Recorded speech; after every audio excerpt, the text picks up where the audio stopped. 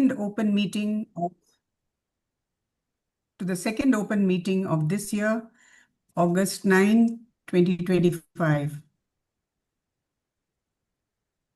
I can't see. You have to, yeah. So, happy time zones to all of you. So, good morning, good afternoon, good evening to all people across the globe. Today, we are honored and delighted to welcome an exceptional and distinguished personality and leader by the name of Gordon McNally. All of you know him, but I must say a few things about him.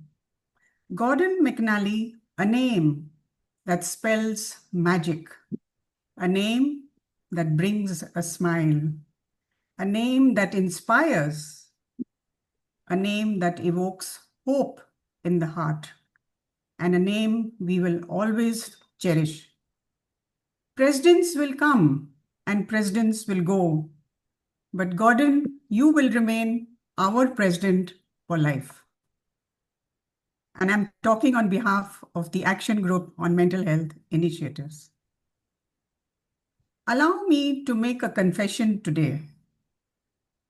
I continue to exist in Rotary because of this Action Group on Mental Health Initiatives, which we started in 2016. And it's extremely dear to me, and I just love it. In 2016, when we started this, nobody in my district 3030 had ever heard of an action group.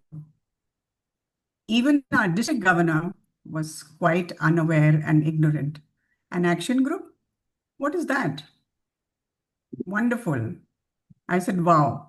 So we were nobody. We were not recognized by anybody. Nobody knew us and nobody cared. But now to tell you another little story. 15 years ago, I appealed to my club to allot me a small 30-minute slot for Rotractors and the Raila camp on a topic called depression, defeating depression for the youth. And I'm sure all of you know what the answer was. It was a big no. And I said, why? And then I got another answer saying, depression is such a depressing subject. Don't you agree? I said, yes, I do. Depression is certainly a depressing topic. And it is impacting the youth. The rates are going up and the young ones are depressed, but that's fine. We were still, as mental health champions, unwelcome. We were unwanted. The taboo was still very strong. The stigma was equally strong. After 118 years of Rotary came a president in 2023-24 by the name of Gordon McNally with a magic wand or with a magic touch. Gordon McNally put mental health on center stage, put mental health on world stage. At the Rotary International Convention at Melbourne, Australia, when he gave his acceptance speech, and at the Rotary International Convention at Singapore, when he handed over charge. Along with mental health, he also put the Action Group on Mental Health Initiatives on world stage. He urged the Rotarians, he urged the members to join the Action Group on Mental Health Initiatives and to do small and big projects on mental health of impact for this community. No other president had done this so far. So, from being a nobody, we became a somebody. From being unwelcome and unwanted, we became a little more welcome. Things became a little more warmer. That was the magic. And that was indeed magical. Gordon McNally waved his wand and we emerged from the darkness to light. We emerged from the shadows to the spotlight. He opened the doors of opportunity and empowered us with new possibilities. He is the spark that ignited the flame of passion and purpose, propelling us all forward, and we are moving ahead. We are moving ahead. We are eternally obliged and eternally grateful to you, Gordon, and we all love you dearly. Thank you so much for being who you are. The stage is all yours now.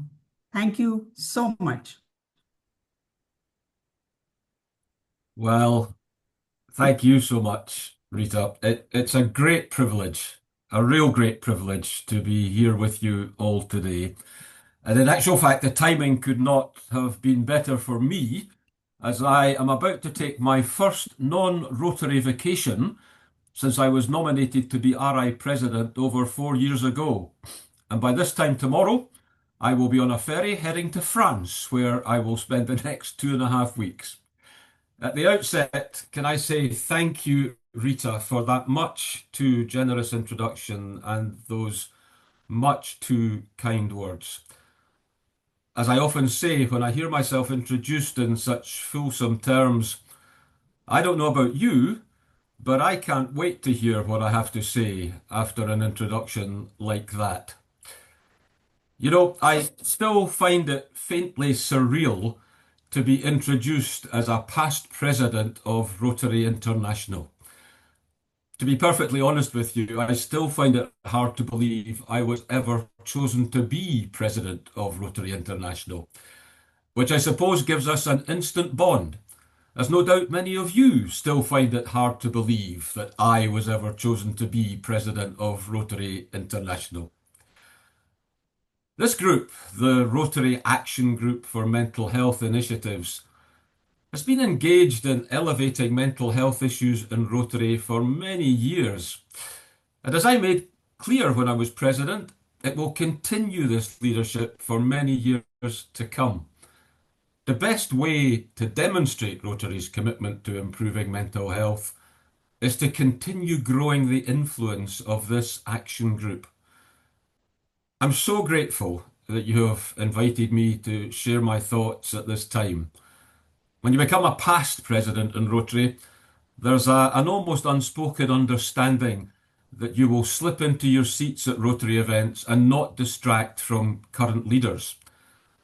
I've even made the joke that when the P appears before RIP, you're meant to let others do the heavy lifting as you fade into the background.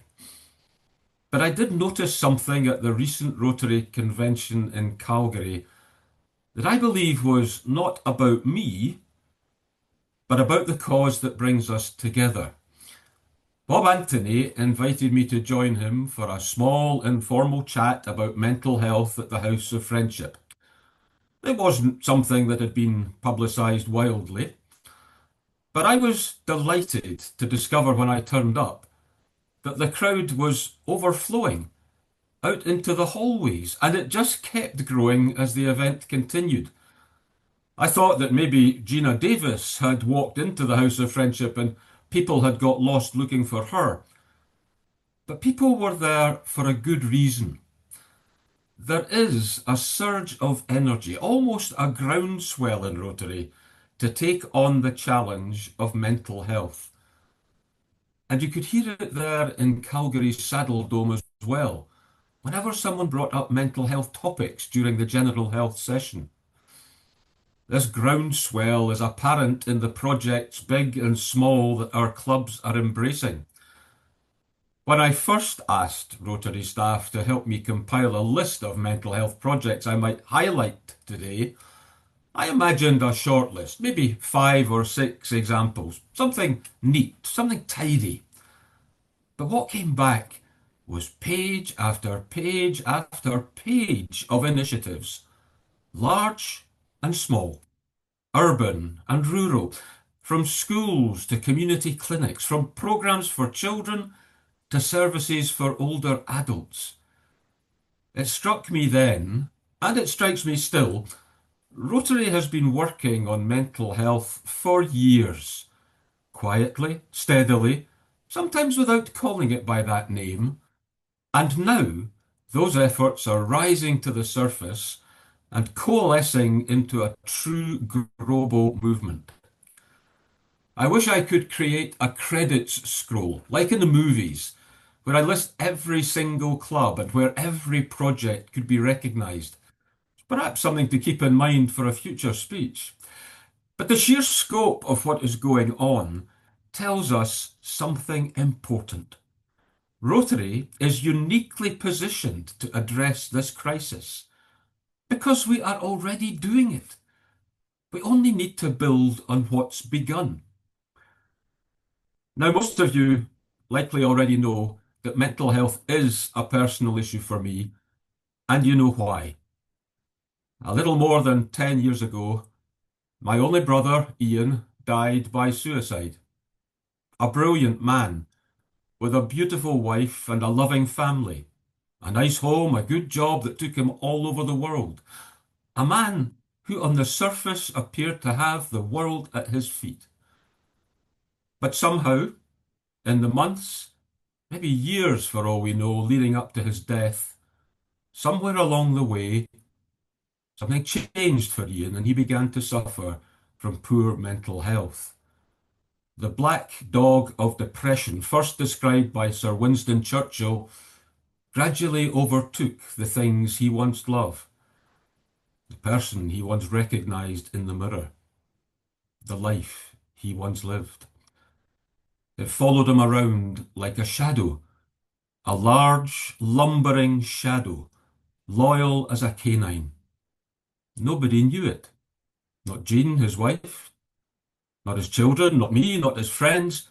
Like many sufferers of poor mental health, Ian concealed it so very well. I guess it may have been for fear of being seen as weak, or for fear of being judged, or even for fear of being rejected.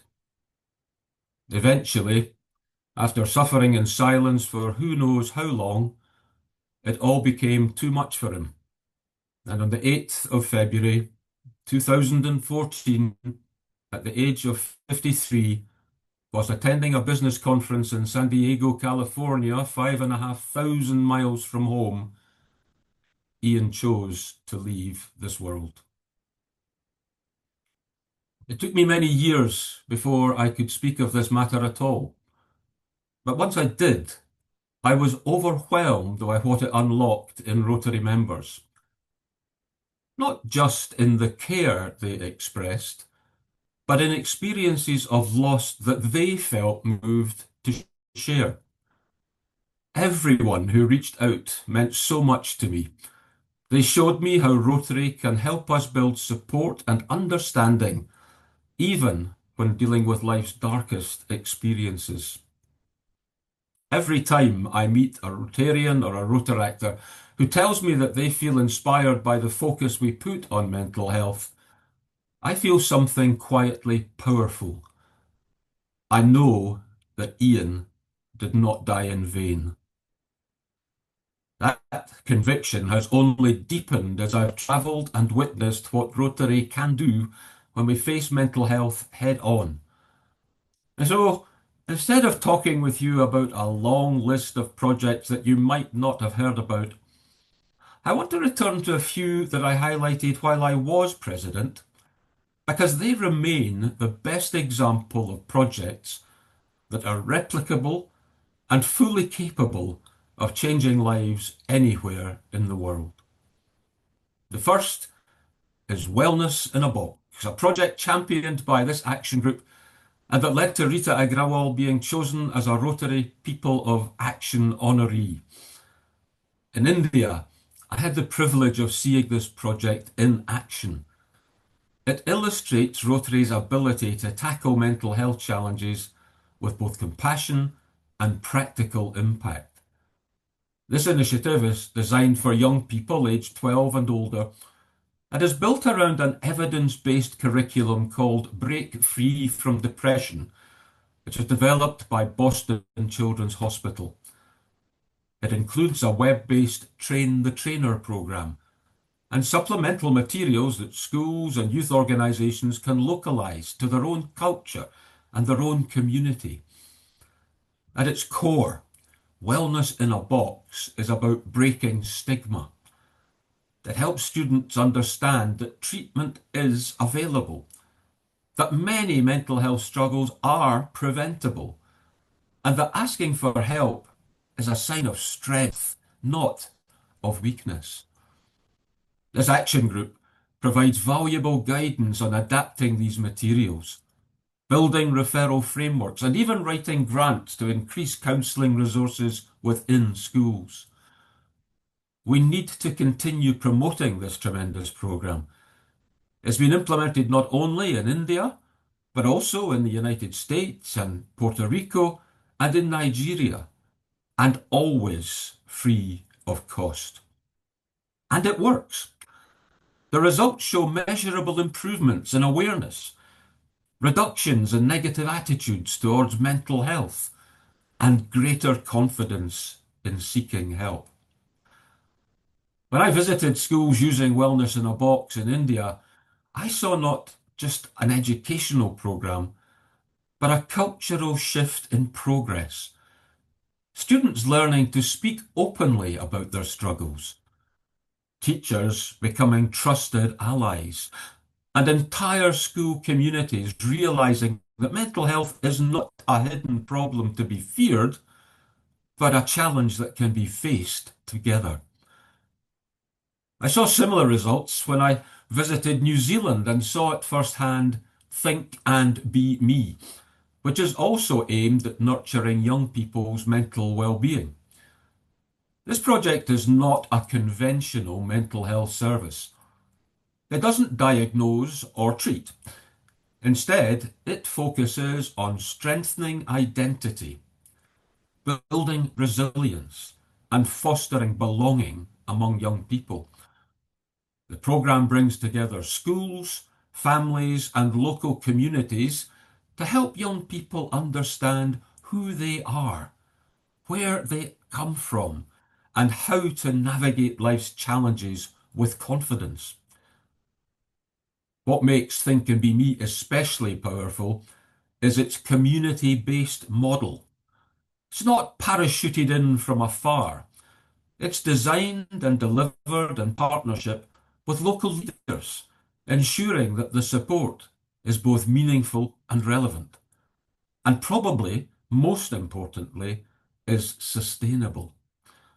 In every conversation I had while visiting, I sensed the same theme. This programme gives young people permission to believe in themselves and their future. It doesn't impose solutions. It draws out strengths already present in each child, in each family, and in the culture itself.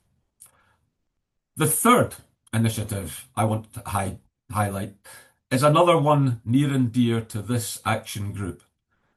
A Lever, which was a recent Foundation Programmes of Scale finalist. In fact, I have it on very good authority, it was the runner-up.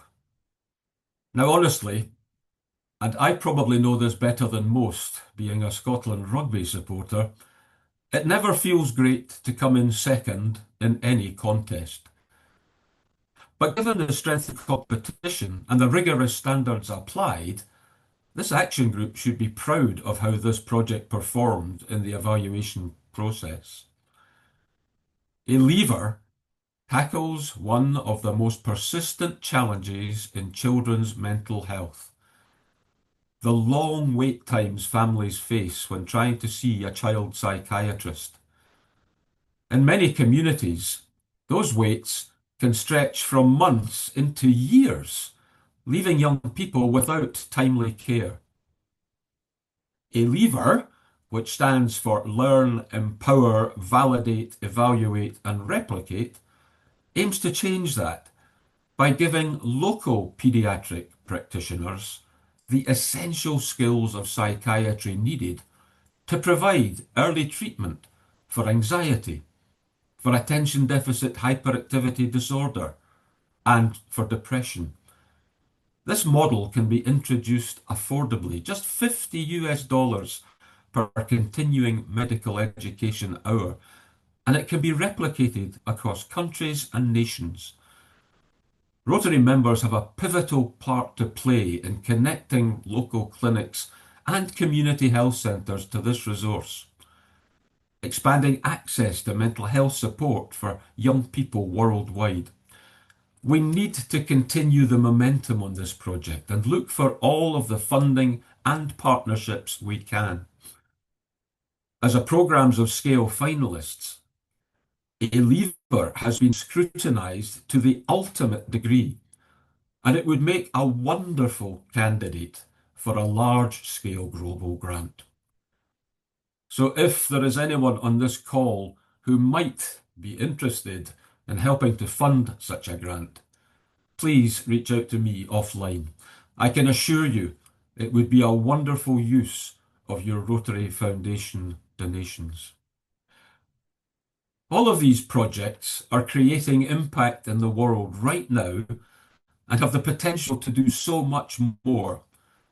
But mental health isn't only about programs out there in the world. It's also about what happens inside Rotary itself, within our clubs and among our members.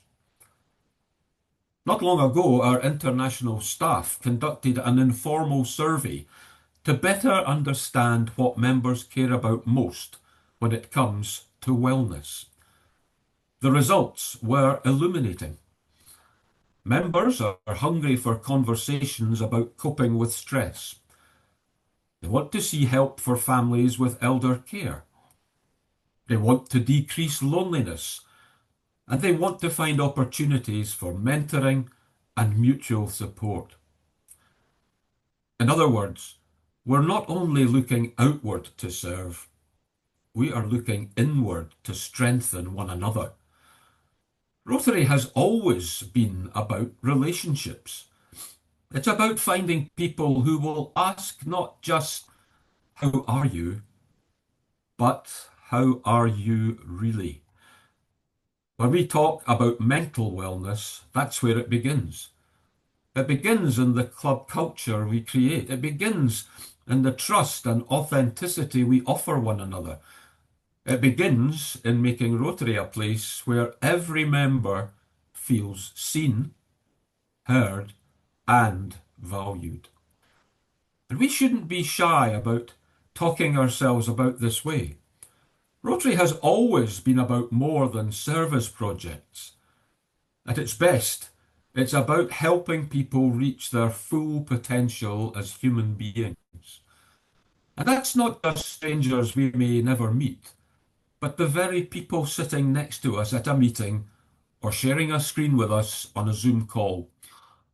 By building this kind of community of care within Rotary, we don't just improve our own well-being, we also create stronger, more compassionate leaders who can take that spirit out into the world, multiplying the impact of projects like Wellness in a Box, Think and Be Me, and A Leader. Together, there is so much we can still accomplish. I was so grateful for President Stephanie's commitment to continuity and support of ongoing mental health efforts, including in her convention speech at Calgary. And I've also had the pleasure of speaking with President Francesco, who, let me tell you, is going to be a great president.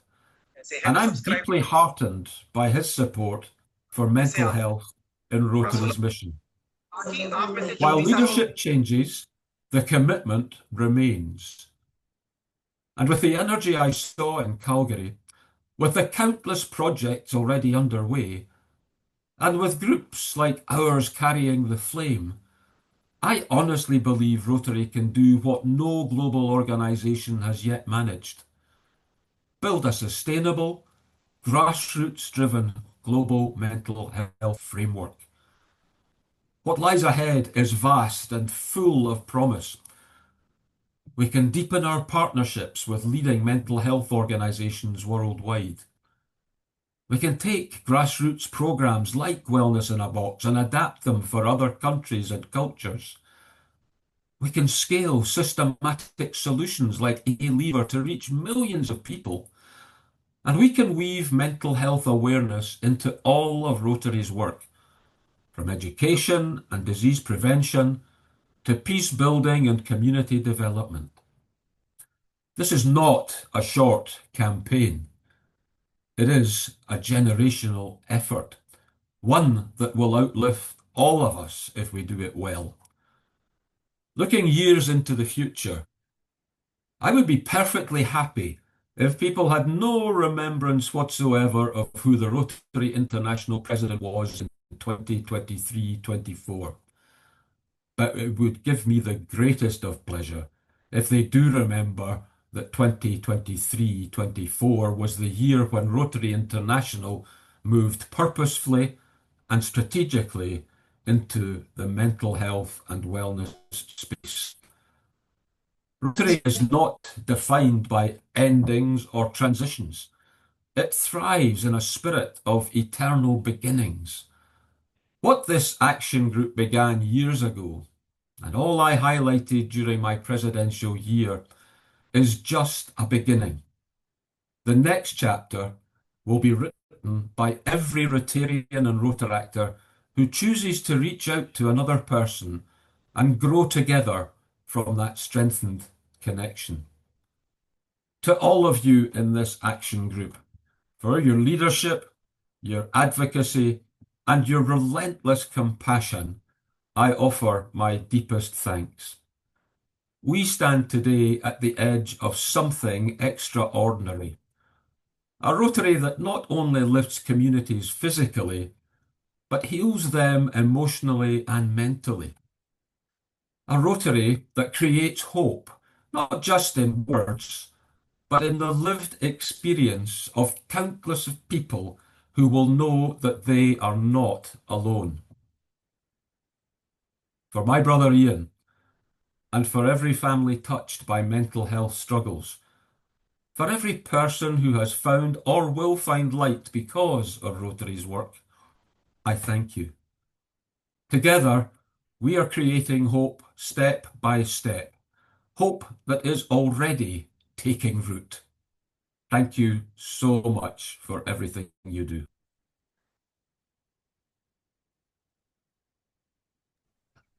Thank you, Gordon. Thank you so much. Thank you so much. It's always such a pleasure to listen to you. It's always such a pleasure. And you have taught us so much about how to proceed with the mental health in the Rotary ecosystem. I'm a professional mental health myself, but navigating through the Rotary ecosystem is a slightly different sort of a mindset we need to create. So over to Suresh, we would open the house and I would not come in the way of people who would love to interact with you, Gordon.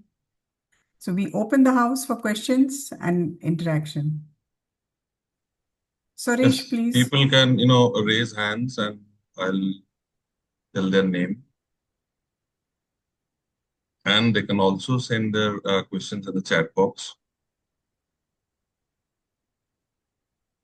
Okay, so I have Kirit Mistry, UK. Yeah, thank you. Thank you, Gordon, for that presentation. I think it's, I'm based in the UK and in England, in Leicester, and obviously we do have a crisis of mental health services. But what we've had to do is where we've got no opportunities to, I didn't know about the kind of initiative that you've mentioned. So we went down the road of the World Health Organization created an MHGAP framework and a toolkit where we could train lay people to be community ambassadors, and they would then offer a low level of intervention support. I've worked in substance misuse and mental health through my career. So one of the things that I think would be useful is how do we ensure we train the next generation, the younger people? So the initiative you've mentioned, the projects, that's the aim we should be trying to do. And again, in our communities, mental health, like in India, we have lots of people crying out to be mental health practitioners, but here we need to galvanize our young people to get involved in this area as well. So thank you for the presentation, and good. And now we're working on a cause-based club just for organ donation, but mental health is my passion as well. So thank you. Absolutely. Well, thank you very much, and very good comments, very good questions in that. I think the first thing you hit the nail on the head when you spoke about the challenges being faced in your part of the world. And the important thing to recognize, and I said this many times last year or 2 years ago now, I said this when I said, it's so important to first recognize that the challenges are different depending on where in the world you are. The challenges are different in the US to the challenges in the UK, to the challenges in Africa, to the challenges in Asia. And so the first thing is to identify the challenges which you have and then look at ways of addressing them. And when I mentioned earlier of the pages, that there are literally pages of proven initiatives that I can certainly share with Rita, and she can share with the group, or I can share it directly, which gives you some information about some of the things that are going on. And it may well be that some of them will chime with people who are looking to move into the space and to try and do what they can. I think the other point that you made, which is very valid, is the fact that some of us are professionals, and Rita mentioned earlier that she was a professional. I'm not a professional in the mental health space, and so I don't profess to be so. And so it's important we recognize our own limitations in terms of where we can go. But no, I mean, thank you for what you're doing in Leicester, and you're absolutely right. It's not just a Leicester issue in the UK. I think there's a problem throughout the UK. I know in Scotland we have similar challenges with the provision of mental.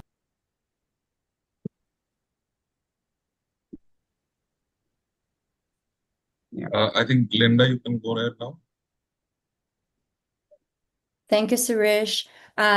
Hello, everybody. Mr. Gordon, we met once in the Philippines. Yeah, so it's just such a thrill to hear you again.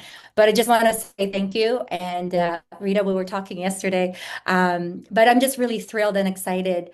The project that I had started, the RCC Ilaw ng Tahanan, I just wanted to say that it still continues and it really supports the mothers in the rural area. But there is something that you said, Mr. Gordon, about really taking care of one another.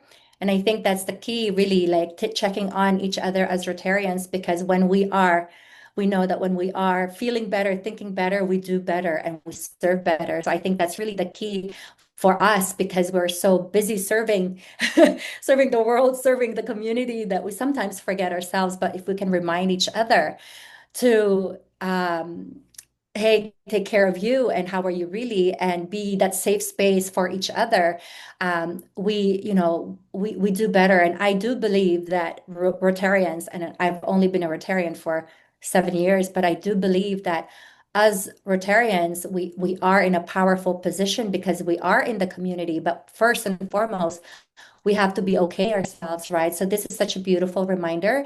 And so I just wanted to say thank you for what you did, Mr. Gordon, and thank you for this group. Rita, I'm really excited for the partnership with what we're talking about yesterday. So I'm just really excited. So I look forward to what we all can build together. So thank you. I just wanted to say that. No, and thank you. And I do remember both meeting you, and I know about your project, and it's a wonderful project. And you're absolutely right. I mean, we can give so much more service if we're in a good place ourselves. That's the first thing to say. And it starts, quite honestly, as basically as respecting each other. Recognizing that we're all different, but respecting each other. And one of the problems we have in many parts of the Rotary world, and I have to say, without signaling in on any one place, maybe part of the Rotary world not terribly far from you, Glenda, is that there is a lack of respect from some people to other people. And where you are, Rotarians in your area could achieve so much more if there was universal respect instead of what is happening in places like that. So yeah, I think respect, understanding, recognizing that, just as, and again, everybody knows how much I love the game of rugby. Just as in the game of rugby, you need different talents that make up the team. In Rotary, you need different talents to make up the team. Every talent is valuable, every talent is useful, and it's only when you bring all these talents together that you can achieve great things. And so it's about respect and it's about recognition. So, yeah, thank you very much indeed. It's good to see you again. Thank you, Gordon. Nan McCready, please go ahead, ma'am. Okay. Thank you. I'd like to echo what everybody's saying about looking after ourselves first, because that's so important. Just a couple of small points. First of all, we need to consider getting interactors involved as well, not just starting with Rotaract. Let's go further back because it starts earlier than Rotaract, I'm sure. And secondly, just to say, more for Gordon's information than anything, but the humanitarian team in Rotary GB&I is actually setting up a mental health and well-being subgroup, and I'm a member of that, and I will be hoping to get some help from Rita to make sure that we're on the right lines when we move forward with that. But apart from that, thank you, Gordon. It's nice to see you again. No, thank you, Nan. And I had heard there was a possibility of that subgroup being set up, so I'm delighted that it's gone to that stage, and that's really good news. And I think initiatives like Think and Be Me, it would be ideal for the Interact community. You're right, and again, once we can connect you to that resource, it may be that you can take that forward. Thank you. Next is Kathleen. Please go ahead. Yes, aloha everybody. Aloha Gordon, and love to Heather. I was wondering if you could just comment. Well, first I want to thank you for coming and all that you did here in Hawaii. But when you came, one of the things that we did is we partnered Rotary International with Clubhouse International, which I will put in the chat. But it's a very effective model with people that have mental health conditions, and I'm trying to promote that partnership more and more because clubhouses are in 36 countries, and we did a site visit. And would you mind just commenting on your experience? Absolutely, and as I was preparing this presentation, Kathleen, there was a limit to what I could talk about, and Clubhouse no, was that's okay. no, but I'm just saying. There was Clubhouse. I was greatly impressed by what I saw with Clubhouse International. And to be honest, until you took me to see it in Hawaii, I had not realized the relationship it already enjoyed with Rotary in many parts of the world. So the one thing I would encourage you to do is to share that with this group. Okay. And I will guarantee you there will be people, not only on this call, but in the wider group, there will be people who have Clubhouse International in their area who may already have a connection with Rotary, which can be strengthened. Because I mean, that was a very impactful visit, and I still remember going there that morning and thoroughly enjoyed the visit that we made there. And so, yeah, I mean, kudos to you and to Clubhouse International for all that's being done. Wonderful. Thank you so much. Great to see you. And Aloha. you. Give Mark my best. Thank you, both of you. Next is Dr. Suresh. Dr. Suresh Maran. Yeah, hi. Please go ahead, sir. Good evening, everybody. It's happy to see everyone. And good evening, Gordon. I joined Rotary during your period, and it completely changed my life. I have so many connections, and I see that so many issues can be tackled. Now, I want to point out one particular issue. Even when it comes to mental health, suicide among men, it's not taken seriously, right? So there are like 4 times more men commit suicide than women. It's known worldwide, but it's considered as, it's not even taken seriously, right? So I think I know in my town there are lots of men committed suicide among rich and poor, and there are many widows here, right? And I think this is a situation worldwide, and we need to do something in Rotary to address this issue. Many parts of the Rotary world have chosen to address that very issue, Suresh.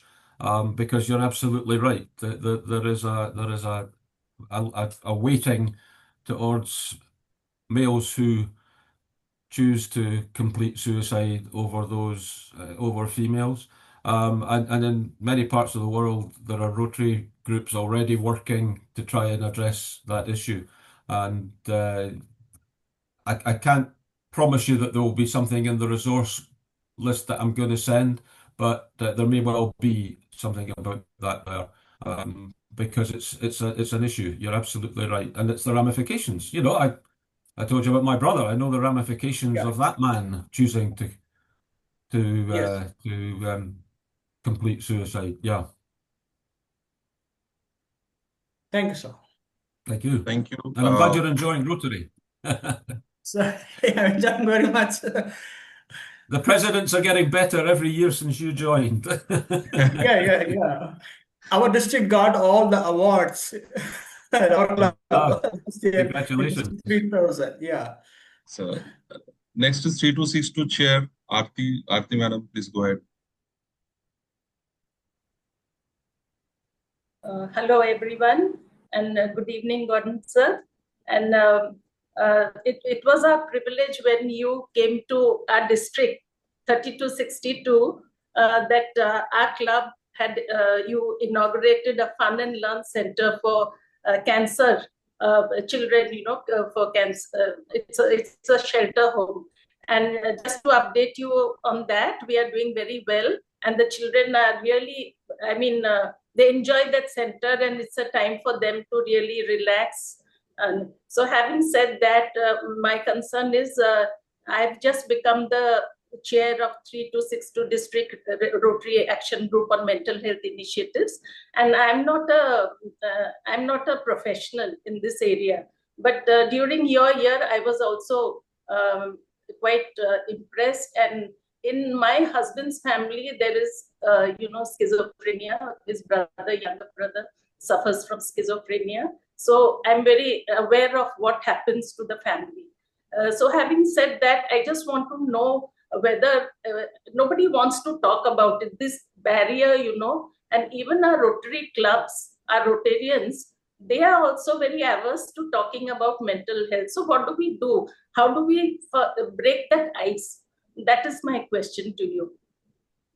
Well, what we do is we talk about it. We are the advocates, and we are the people who should be talking about it. And you're absolutely right. This is what the primary reason for promoting this whole thing was, to break the stigma, because there is such a stigma, and in some parts of the world it's very much worse than in other parts of the world. I think in parts of the world we're beginning to talk more freely about mental health and wellness, compared with 5, 10, 15, 20 years ago. But we still have a long way to go. I often say, people will come to a dinner party, or they'll come into a room with you, and they will talk about their physical health. Sometimes they'll talk about their physical health too freely, to be honest, but they won't talk about their mental health. And we need to change that. We need to make people feel that they can talk about the way that they're feeling. And if they're not in a good place, if they're not feeling well, then they should be able to talk very freely about that. And that's some way off. I accept that. But every journey starts with a single footstep, and that's where we are. We're still in the footsteps of that mountain, and the foothills of that mountain. We can get there. We can make it much more accepted to talk about our mental health and well-being. But it's up to people like us who do have a passion for it and who do believe that we need to be doing that to actually be brave enough to start talking about it. And there may be occasions where you get pushback, but you know what? Sometimes you've got to accept that before you're going to go forward. It's like when you're asking somebody to join Rotary. Sometimes people say no, sometimes people say yes. But you must ask. You have to make the ask. And so we have to be prepared to talk about it. Thank you. Good to see you. And I'm delighted that centre's doing well. As I go around these days, what I want to talk about is the individuals that we benefit, and the individuals that we benefit, rather than the big numbers that we like to talk about sometimes in Rotary.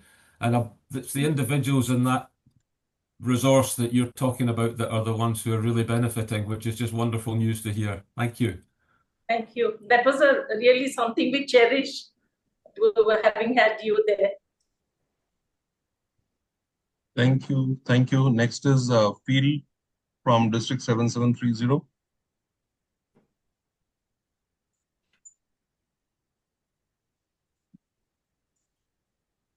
You have to unmute. There we go. I'm sorry. Yeah. I'm Phil Workham from District 7730, the Rotary Club of Sneads Ferry in coastal North Carolina. And thank you, Gordon, for those inspiring words. I just want to get on real quick. I see my friend Shrin Murphy from the Highland Ranch Club in Colorado is on here. I wanted to give a shout out to his club and his associates, Debbie and Tamara. They were the inspiration for a project that we are doing in our Rotary Club now. They raised $500,000 for a fellowship to promote pediatric mental health in I believe Colorado Children's Hospital in Denver.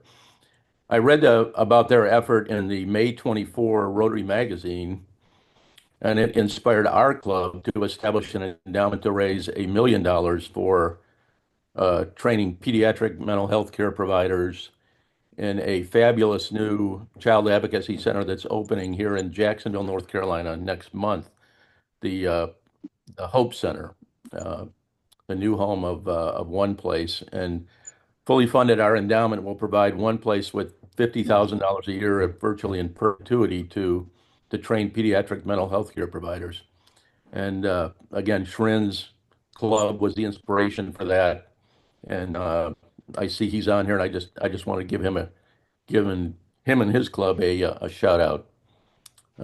But very inspiring words this morning, and good to see everybody.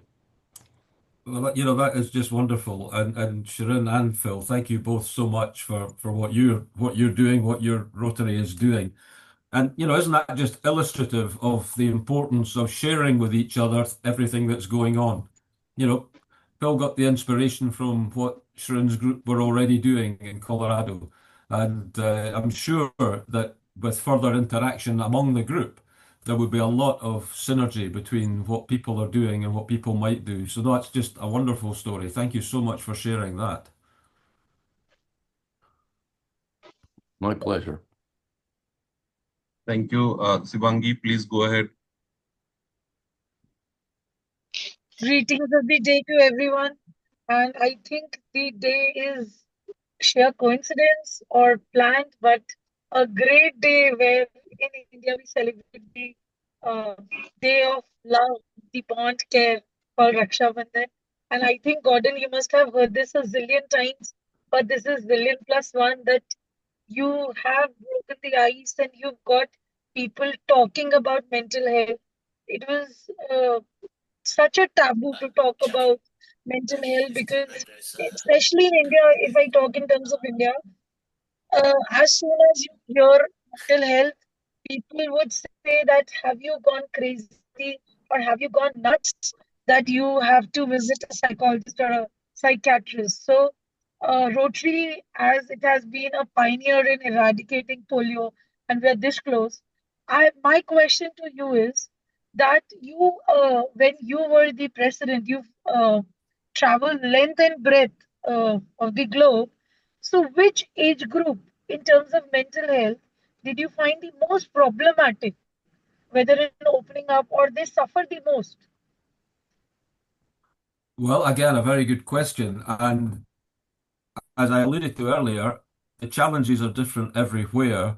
And so, quite frankly, there is no one age group worldwide where the challenge is okay, it's the teenagers, okay, it's the older people, okay, it's the in between. It varies from place to place. But I think what we have to take care of are our young people and our older people. And there's no doubt that the COVID pandemic, which we all remember and we hope is fully consigned to history, had a big impact on both the youngest in society and, frankly, the oldest in society because of the isolation that took place during that period. But the young people suffered most because they were the ones that weren't having the chance to develop relationships as young people do at that time. You know, they were all stuck at home in many cases. They weren't going to school in many cases. The only interaction they had was by computer. And so possibly they were the ones that suffered most. But I wouldn't have said that there was one specific age group worldwide. I think it affects all age groups. And that's something that we need to recognize and something that we can work with depending on what's happening in our own areas. Thank you. Thank you so much, and more power to you regarding this. And it was such a huge thing that 2 awards in the same year came to our district for Rita, Service Above Self and People of Action. So that was amazing. Thank you so much. Thank you. Thank you. Next, Roslyn Stewart. Oh, Please go hello. ahead. It's very Please go ahead. late in Australia. Sorry, I had a bit of trouble connecting, Gordon, so I didn't hear some of your first bit of your presentation. I want to thank you for really bringing mental health to the fore in Rotary. I just want to take from a more personal note, I suppose, having suffered with chronic mental illness for many years and been very isolated. Rotary was actually the first club I ever joined, the first time I ever did anything socially outside of work. And so I take your point that it's really important that and I felt welcomed and immediately at home there. And since then, my life has really been transformed.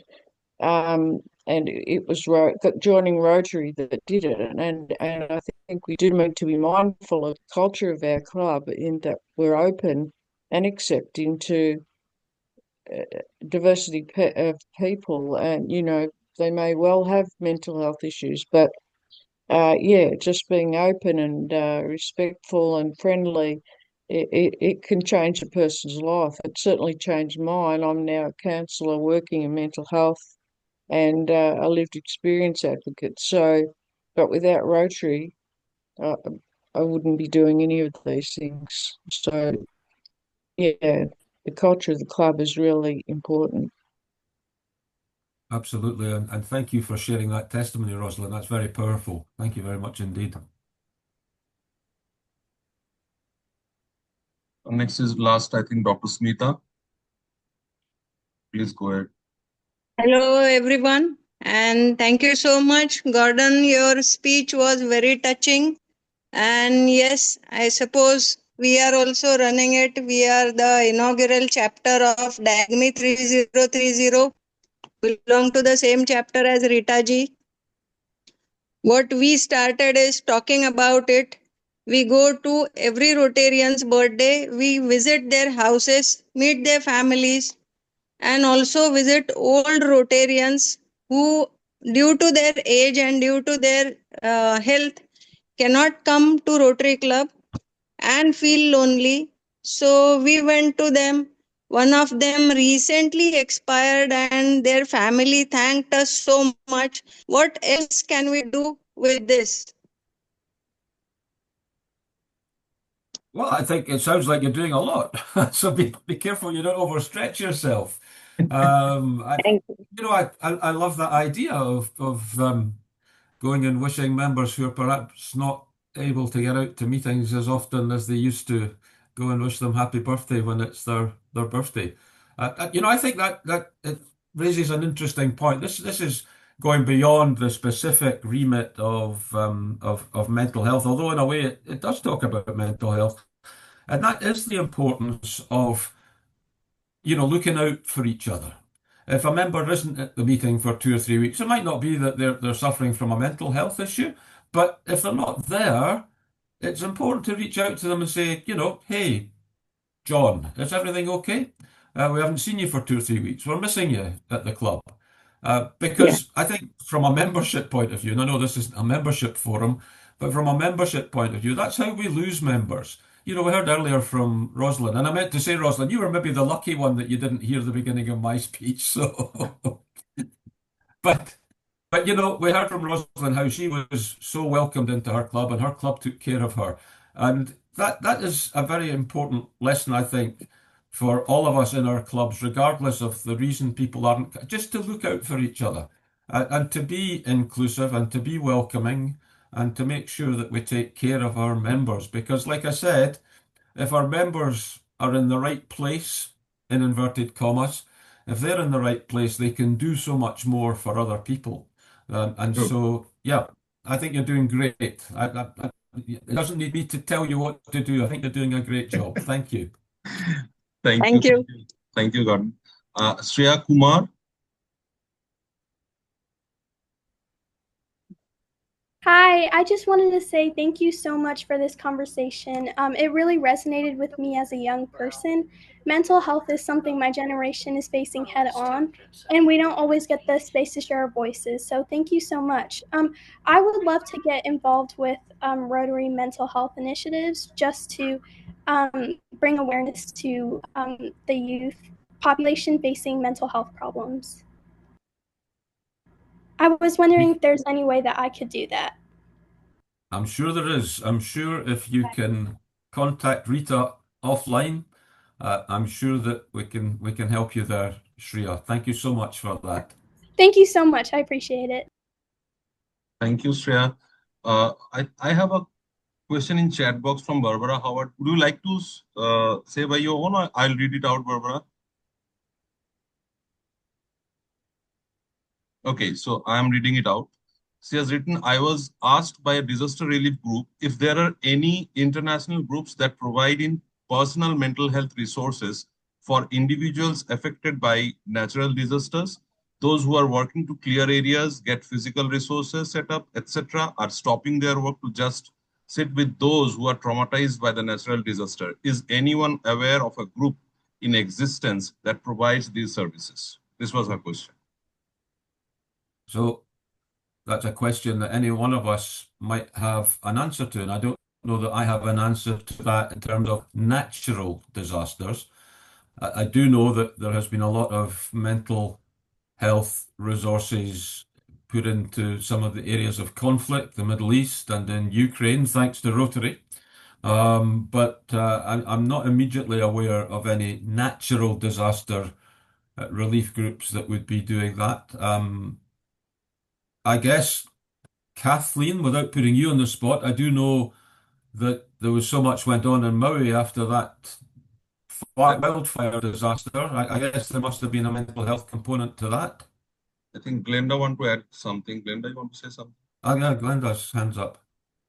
Yeah, so if I could just add to that, like in my country, we always have typhoons and all kinds of calamities. So in my district, we're trying to put a group together to help the disaster team to respond to the mental health needs when they go and to these affected areas. So one of the things that we're going to try to do is to just teach people like even the breath work and also put in music there, like some like singing. So we're not quite sure exactly what we're going to do, but really basic stuff is the breathing, like teaching people or having people breathe together to kind of just have that calmness. So that's what we're currently working on, but we haven't. I would love to hear if there's actually a group in existence internationally and see what they're doing. But that's kind of the process that we're at in our district. Just wanted to add that.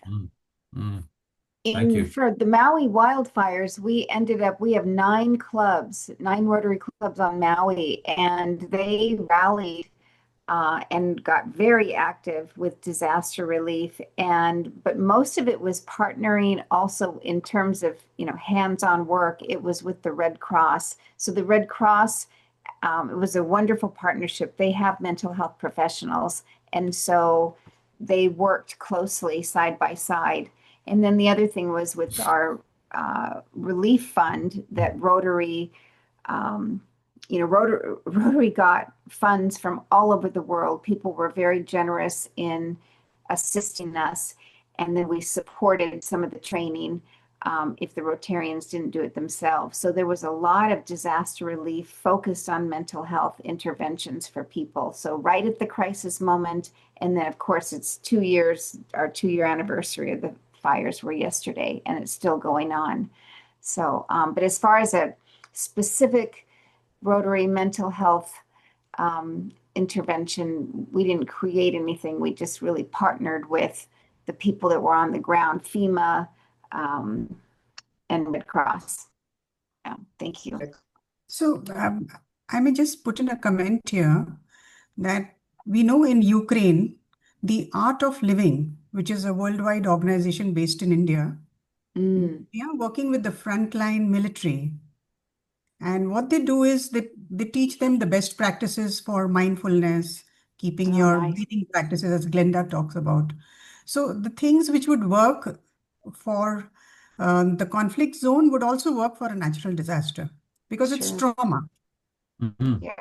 And keeping the mind in check and keeping your breathing and mind in control to just bring peace of mind is what we all aim for. So these practices could be taught to these people there. So Art of Living, we have heard, is doing a very good job in many places with this type of a trauma. Nice. I think We we could are tap that. done with the question and answers. Anything? Yeah. Anyone want to say anything? In Roshni?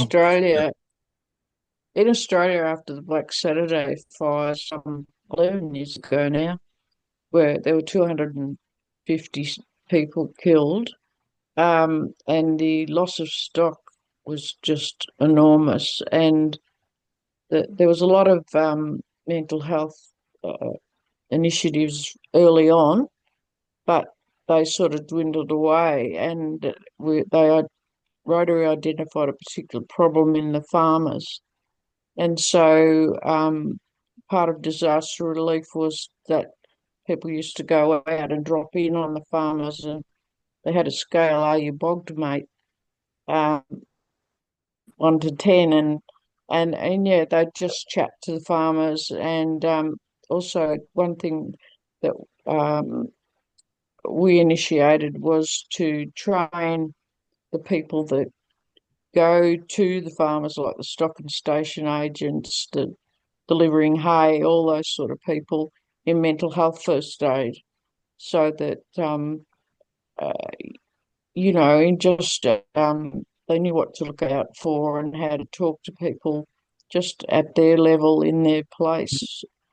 And that's been really helpful for a lot of people.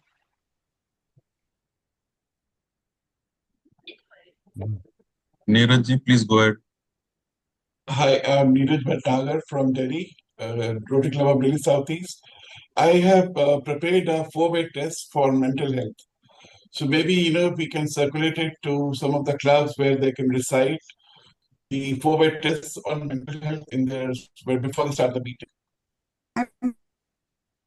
If somebody can read, it's in there, the chat box, I put it over there. So I think this could be a good startup for all the clubs to have at least one meeting in a month where they can start the meeting with the mental health, because I think if you read it out, it's quite empowering and quite inspiring, in fact. So maybe if this goes from Gordon, it'll be great, because if he sends it, or from Rita, a chair, I think it'll have a better effect if it goes from us, actually, from both of you. Thank you, Neeraj. I think we do not have much time. We will close the question and answer session now. And over to you, Rita, ma'am. This is too pretty. Yeah. Darren, I think there are still some hands going up. Let's allow them, Suresh.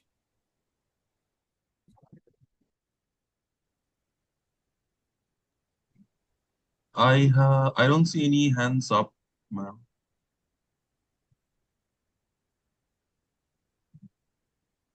No one is there.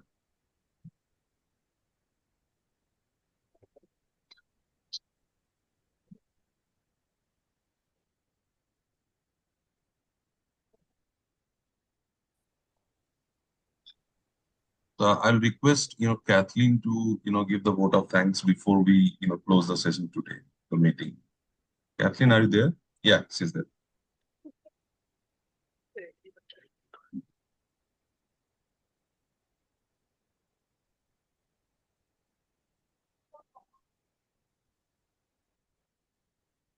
She's muted. I'm sorry, Yeah. did you say Kathleen? Yeah. I just request you What to was give that? the vote of thanks. I'm sorry? I requested you to give the vote of thanks to close the session.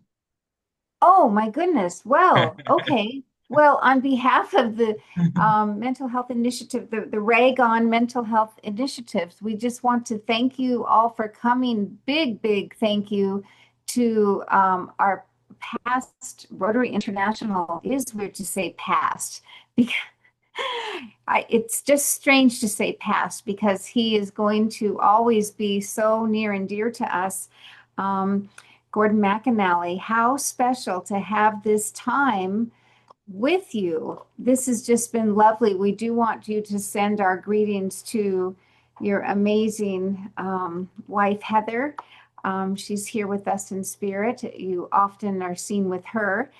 So please do give her our greetings. But this has been so amazing to be with you, and how nice. Many of us know each other, but we got some new friends today too, to get more acquainted with, and it was lovely to hear about some projects that maybe we didn't know about, and to also recognize some of these amazing projects that are going on and have been going on. So what an inspiring morning, maybe midday, maybe nighttime. But again, lots of thanks and lots of gratitude. And the best part is how much hope I think that this meeting brings. So we want to keep up the great work, and don't forget to look for your emails or our different social media posts for our next gatherings, because let's just keep this going. The more we can keep sharing information like this, the more we can make sure that everybody knows mental health matters. So again, big round of applause for Gordon McNally. We're so grateful. And until we meet again, please be safe, please be healthy, and thank you for being mental health champions. A big aloha. Thank you so much. Thank you. Thank you so much. So did it start at